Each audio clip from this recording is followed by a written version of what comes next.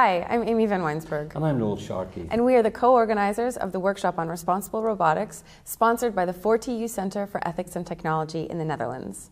And we have with us here Professor Alan Winfield, who's going to be telling us about his work on ethical governance. Hi Noel, hi Amy, I'm delighted to be here. So this afternoon I'm going to be talking about ethical governance, which is, if you like, the process of how you get from ethics through to standards and ultimately regulation. And really the kind of proposal to the workshop is that without ethical governance, robots will not be trusted, and therefore we won't get the benefit from robotics in society. Exactly. I'm curious about this idea.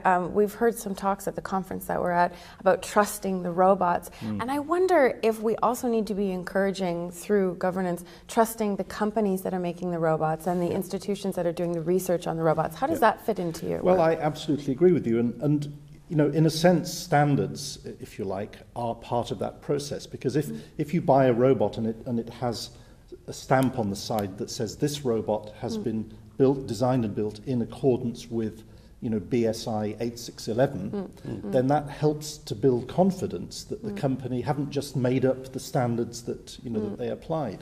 So yes, I think it's all part of the same thing. Okay, and the standards are talking about safety and reliability and security. Is it possible, do you think, to make standards or to make ethics into something that can become a standard? Sure. Well, in fact, I'm going to just describe briefly this afternoon BS 8611, which we think is the world's first standard for robot ethics. In fact, it's a kind of ethical risk assessment that designers can go through to kind of help them to understand what the risks might be and to mitigate the risks. Okay. Yeah. So let me ask you finally, you're an engineer, you've worked in robotics for a long time and were director of the Bristol Robotics Lab.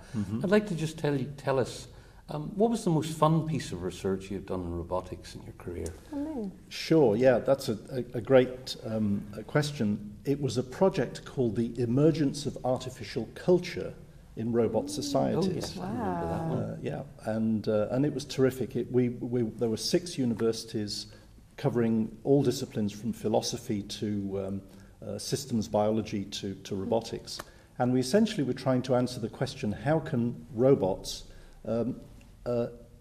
develop, if you like, or evolve cultural behaviours, cultural traditions?